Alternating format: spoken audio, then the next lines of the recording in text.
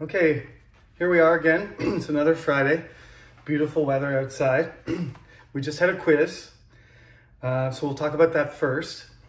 I happened to bump into 3 of my students, one of them from this class, and I asked how the quiz went, and the student said it was difficult. But she did pretty well. I said she. I was not supposed to say whether it was a man or a woman, but it was a woman. She did pretty well. The average for the quiz, the second quiz, was 6.9. So I don't know how you feel about it, but the scores are higher than the first one. The average is slightly up. So that's good. There were 53 submissions of the quiz, and there were 2 people that submitted late because the form limiter malfunctioned. If you submit after 10:10, it's supposed to automatically cut it off, but this time it didn't. But I have the timestamps, so 2 students submitted at 10:12 and 12:13. That's too late. You're too late to submit your quiz, so you have to fix that. That's the second quiz. So we've had 51 and then 53, and in total, about 60 students have taken one quiz or the other. We're still missing 10 students. I don't know where you are, but if you don't do the quizzes, you're not going to pass the class. So you have to do your quizzes. So you got to figure out what you're doing wrong. If you're logging in wrong or you're handing it in late, most of the class has no problem, so you need to figure it out. Obviously, I can't tell whether you're looking in your textbook. So you can look in your textbook. The questions are difficult, more difficult than usual, because I don't know if you are using your textbook. So keep that in mind. The reason the time limit is short and that the questions are hard is because I don't want everybody copying the answers directly. You have to think about it. You have to know the material. One student got 0. That rarely happens because, even if you guess, you're supposed to get 2. But a student today got 0. Like, you don't know anything about the class. If you go on there and just click all the answers and then submit it at 10:03, the student gave me a quiz at 10:03. So they took 2 minutes to look at the quiz. You're going to fail the class that way too. So I think you should probably pay attention to the lecture, write some notes. The things that I'm going to ask you on the quiz are always closely connected to what I say.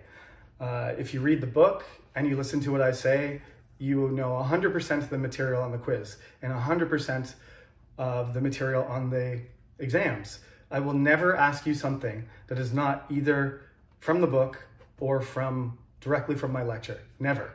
So there's no surprises, all right?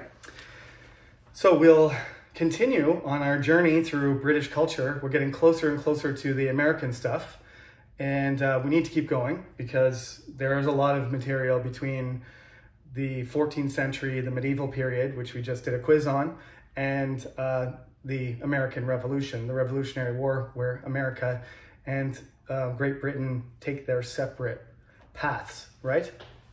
So I want to kind of set up the 16th century because we're going to kind of skip.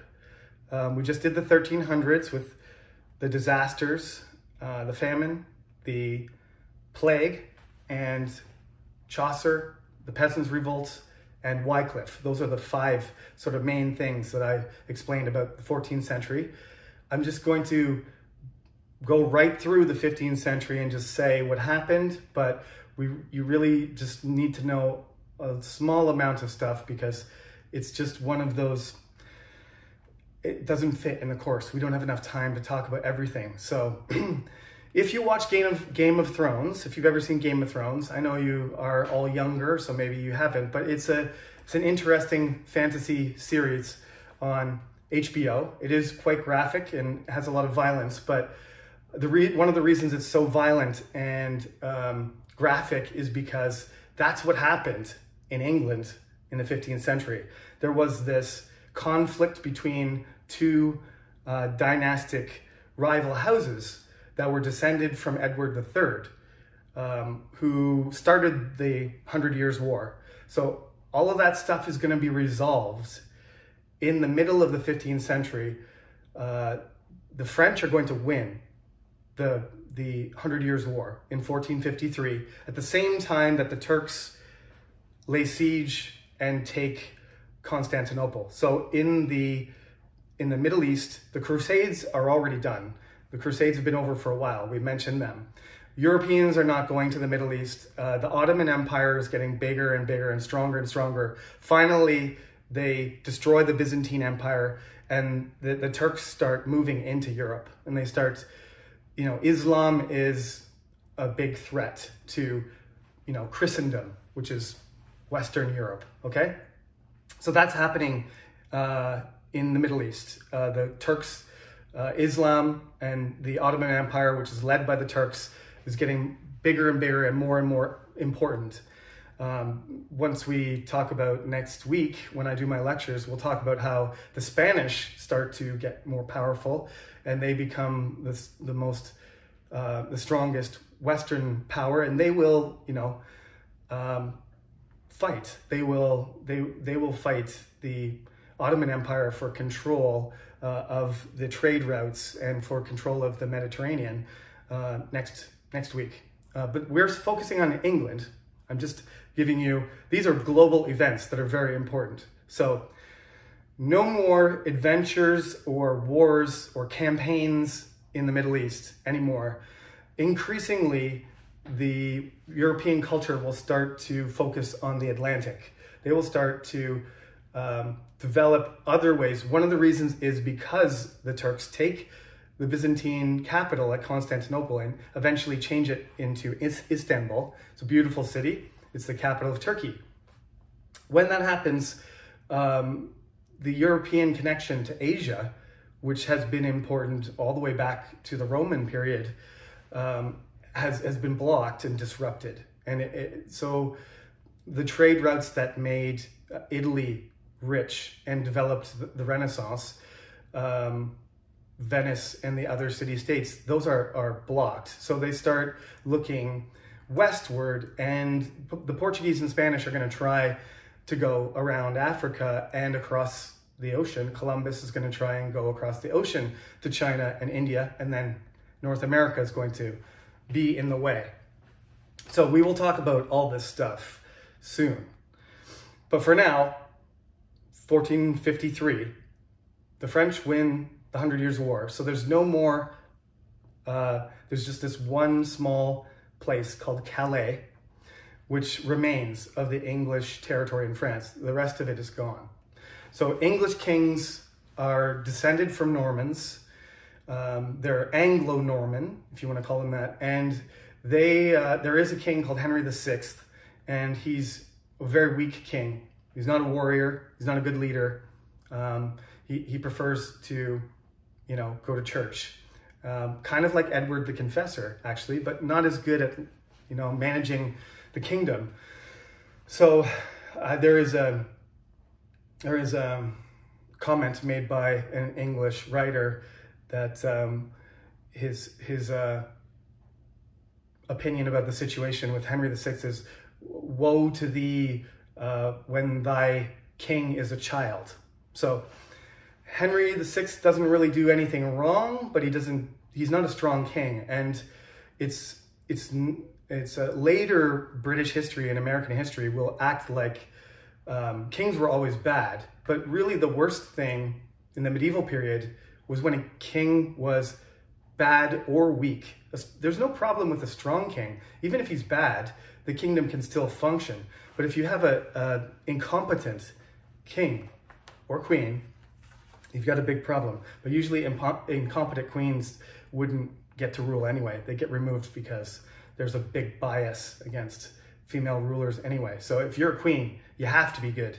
There's no choice. And Elizabeth I, and all of the things that she manages to do are also on the list for next week. So because of this weak king, there are two different branches of the, cousins, basically, of the descendants of previous kings. They start fighting each other. It's called the War of the Roses. This is the setting this is the inspiration for Game of Thrones, that there's multiple people competing for the crown. This makes England unstable, and only one king in the whole 15th century dies normally, like of a disease or getting old. That's Edward IV. And all the other kings get killed. They get executed or tortured, and they disappear. They get imprisoned. Violent deaths. So it's very politically unstable. Like I said, though, people argue how good or bad the 15th century actually was for England, because, like I said to you before, they lost a lot of population. The economy was damaged, but individuals benefited. So although, the rich people in England are fighting each other and their armies there's very deadly battles, it's still not as bad as everybody dying from the Black Death. Still not as bad as having 7 years of bad harvests and your whole population starving. So there's a lot of what we call yeomen, these kind of land-holding, what can you call them? Kind of wealthy farmers. These small landlords, there's a lot of them, and they change the nature of the society. So England starts to have a larger upper class, essentially. It's not like you got to remember, there's certain things about this period that are very similar to us. You're going to start to see, oh, that sounds like democracy, or oh, that sounds like, social welfare or public education. It does. That's why we're going to call this next century, the 16th century, the beginning of the early modern period. We're in the postmodern period. We're in the 21st century, and we're kind of moving past, modern is last century.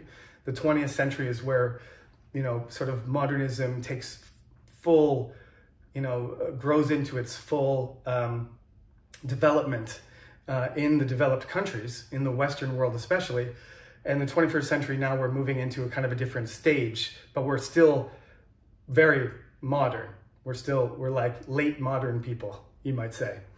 So this is early modern people. So there's going to be like you'll see a blending of what we talked about the last few weeks, the religious aspect and the social aspect, the levels of society trying, shifting, and some people resisting it and some people trying to change it.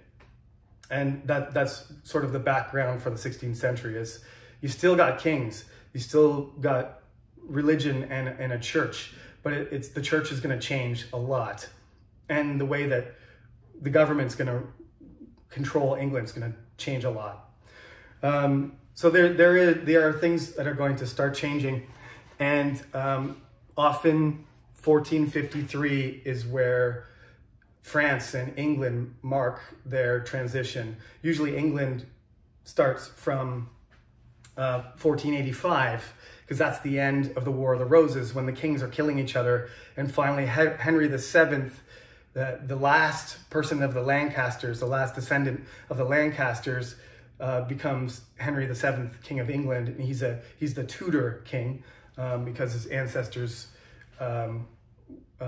were descended from the Edmund Tudor. He was, sometimes they call it the House of Richmond, sometimes they call it Tudors, but Henry VIII probably, and Elizabeth. The family is very famous. There were 5 kings and queens. 3 of them were brothers and sisters, and a father and a grandfather, and that's the whole group. That group, starting from 1485, are the ones that change England, may have a huge impact on England becoming a modern state, okay? So I don't want you, again, to focus on dates, but 1453, England loses against France. And we've been talking about France a lot. We've talked about French, the language and its influence, French culture, and France itself politically. It just has, you can't underestimate the effect that England and France had on each other. We're going to keep talking about France because they're going to be enemies until World War I. So we got hundreds of years to go where France and England are going to be competing for power in Europe and global, supremacy. They're going to build empires and they're going to fight each other everywhere. You can't really underestimate how big of an effect the French culture had on the English and vice versa. They sort of, by knowing that they weren't French, by the English starting to speak English and their rulers, losing their territory in France and speaking English and using English for everything, they gained nationalism, a national identity. It's not nationalism yet, because Napoleon will kind of make that happen in France. But the French know who they are because they're not English. They might look the same, they might even dress the same, they might even speak English and French and use each other's words. But they live over there, we live over here, we have loyalty to our king, they have their own king, we have our own style of, we have our own daily behavior and we have our own organization of society. France is going to kind of stay, organized the way England was hundreds of years before. It's going to take the French Revolution to turn that upside down. But in England, partially because of the pressure that France puts on them and the fact that the kings of England are not wealthy like the French sometimes are, they have to ask their people and they have to rule carefully because they need money all the time. We're going to talk about the major factors that are involved in, this evolution of English culture. But one of them is, if they want to fight against France, they need a lot of money for war. And if the English, they don't have a strong enough control over the English people to push them to get the money. That's what happened in 1381, is that the King, Richard II, even though he was a boy, his government pushed too far on the English population and there was a revolt. And the leaders, the upper class of England, they have this delicate balance between the wealthy people, the king or queen, but usually king, and the population. And in France, the kings, for a variety of reasons, are much more able to get money directly and to be, they have a stronger hold on the population. They oppress. They're more authoritative. They have a stronger position, and that will make France a different type of society until the population gets pushed far enough that they have a revolution. That's not going to be until the 18th century, so it's a long ways away. So going into the 16th century, from 1485 until he dies in 1509, the beginning of the 16th century, Henry II is the King of England. It's been a disaster. There's been lots of kings killing each other and fighting over the crown, but now he's there and he stops fighting wars and he starts managing the country and balancing his financial situation. So one of the things he's known for is stabilizing the political situation. So everybody's not worried about killing each other or fighting other countries or each other. But he's very frugal, which means he doesn't like spending money. So he just cuts the spending down until he can save money. And he does. So he saves money, and when he dies, in 1509, and Henry VIII, his son, takes over as a king, the government has money. The financial situation is stable. He doesn't have to ask the rich people for tax. He doesn't have to negotiate with, he doesn't have to worry about peasants lower class people and the population, you know, revolting, protesting, resisting, because he's managing everything with a very kind of light touch. So he makes England, he stabilizes England to the point where everything is sort of running smoothly. But England is a less important country. They lost all their territory in France.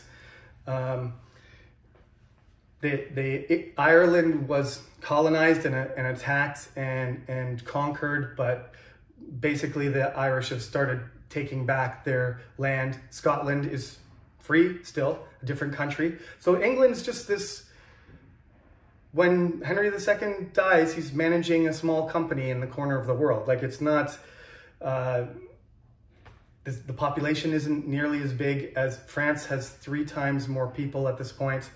The Holy Roman Empire in Italy and Spain starts to become more powerful. The United Kingdom doesn't exist yet. It's just England by itself. And Scotland is a poor country north of them. And England, not a poor country, but not an important country. The Chinese have a huge territory and they have an empire on the other side of the world, right? The Ottomans have control of huge territory from the Middle East going across Africa and all the way towards India. There's huge, powerful countries all over the world. If you looked at England at this point, in 1509, when he dies, you'd be like, wow, it's a nice country to live, but nobody outside of England cares what England does. Henry VII is trying to change this. He's trying to make, like, one of the ways that you can improve your position as a king or a queen is to marry your children to other important people. So he ends up arranging, his oldest son's name is Arthur, and that's not a mistake. He wants King Arthur to be the next king. He wants to reinvigorate England. He wants England to start to get back, you know, what they had before. England was, you know, England almost took over France. At the beginning of the century, Henry V almost takes over all of France. Joan of Arc comes out of nowhere, and you know, the French make a comeback, and they end up unifying France under the rule of their, you know, the kings that had lost control of the entire country. England at one point almost unifies France and England under the king, but then Henry V dies, and Henry VI is a baby, and his whole reign is pretty much a disaster because, as I said, he's very weak, so he doesn't defend the French territory. He loses everything, and this makes him very unpopular. Weak kings are very unpopular. The English have spent a lot of money, what they call blood and treasure. A lot of people have died. It's cost a lot of money, and now for what? We fought 117 years against the French, and now we have less than when we started. So it's a pretty, I would say it's beyond embarrassing. It's sort of a point of frustration and anger with English people, is that they don't blame Henry VI, but they feel like they're not interested in continental Europe. They don't want to be involved in French, you know, disputes and business and territory anymore. But Henry VII knows you can't just live isolated, right? What they have to do is take their place. They have to somehow find their role in European, you know, power. So it's still very important. Northern France and Belgium and the Netherlands, which at the time was just, you know, called the Low Countries. There was no Belgium or Netherlands yet, but that area there is where England sells its wool. That's where they export they make their money by trading with those cities, and they spread their products all over the place, sell them to other countries. So they need the trade. They need to have a relationship with other countries. So Spain looks like a good choice because just just at the same time that the Turks and Islam destroys the Byzantine Empire in the middle of the 15th century, the Spanish are taking over Spain. The Christians in Spain are reconquering that territory from Islam. So Spain, you always think of Spain as like one country. There's Portugal and Spain there. Portugal's like a bite out of it. But for the longest time, for hundreds of years, it was controlled by Islamic people that had invaded from Africa. So this Arab, African elite had controlled Spain, and they've been fighting and gradually pushing the famous, city is Granada. They finally pushed them out. In 1490, 1491, they finish reconquering Spain. So the Spains start to consolidate into Spain. So instead of 5 kingdoms fighting, some of them Christian, some of them, caliphates from Islam, it starts to become one powerful kingdom. And you will know probably the names, Isabella and Ferdinand, because they represent Castile and Aragon, and they get married, and their union kind of starts to glue Spain together. And this is very recent stuff. So they're not as comfortable in their role as leaders of Europe yet. So Henry II proposes a marriage between his young son Arthur, the crown prince, and Catherine of Aragon, which is Spanish princess, and her parents are royalty. So he arranges this, and then the Spanish realize actually that England isn't that important, and they try to, cancel it. But Henry VII insists. So the marriage goes forward, and then Arthur dies. But they still want this union between Spain and England. So young Henry VIII will replace his brother. So she gets an annulment of the marriage with his older brother. And even though he's much younger than her, there's a pretty big age gap there. He's not even 20 and she's getting close to 30. There's like a 10-year age gap there. He does his duty, even though he'd probably rather marry somebody else. This is important for the kingdom. And they get married fairly happily. And they get along quite well for a while, but there is going to be a disastrous turn in their marriage, and it's going to change the future of England and the future of religion and the monarchy and everything when Henry has a problem with his marriage. At the time, it was called the King's Great Matter. So this is what we're going to talk about. The title of the next chapter is Kings, Queens, and Other Things.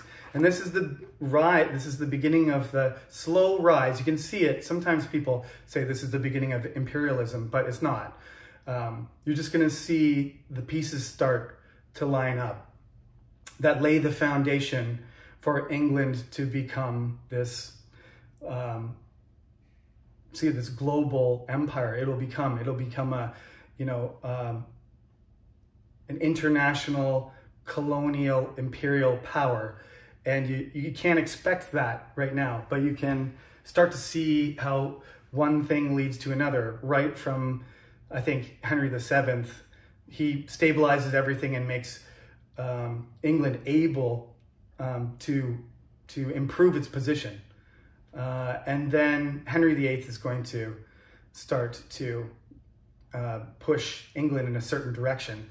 And then the whole process is gonna take on a life of its own, which he doesn't control. But he will start the process. Henry VIII will make some really important decisions. So we're gonna talk about that, his wife, and then his next 5 wives, because the reason he's so famous is because he had 6 wives, Henry VIII. So we're gonna talk about him and his children, and for the next lesson. And then next Friday, we're going to talk about the kingdom as a whole, We're going to talk about some of the things that are in this chapter about literature and religion and how everything changes. But we're probably going to talk about kings and queens and then other things. So kings and queens of the 16th century next lecture. So this lecture is just connected, the last lecture with the next one. Most of this stuff you don't have to focus on, but I want you to understand where the class is going. So you do have to remember 1453, end of the 100 Years' War, England loses. Okay, you need to know 1485, Henry II becomes a new king, and after that, there's no killing of kings and fighting. The War of the Roses is over, and the kingdom becomes stable, especially financially, politically and financially stable. And then in 1509, Henry II is going to die, and Henry VIII, I keep saying the second, Henry VII is going to die, and then Henry VIII, this young, handsome, energetic king, is going to take over, and everything looks great, and then it's going to start to kind of get seriously stressful for everyone in England and the king. So that's where we'll stop for today. Thank you for listening to me explain all these things to you. Like I said, those 3 or 4 main points at the end, if you can remember those things and listen carefully to read the book if you want from this point in chapter 3. You don't have to read it yet. Next week, if you start to prepare yourself for the 16th century, that's what we're going to discuss. Henry VIII, his son, and his daughters, Bloody Mary and Queen Elizabeth. Then we're going to talk about how English religion and culture changes over the next 100 years of their history. And that will bring us to next weekend. So thank you for writing your quiz. I released the scores, so you should have them. Have a nice weekend. Enjoy the weather, and I'll see you on Monday. Take care.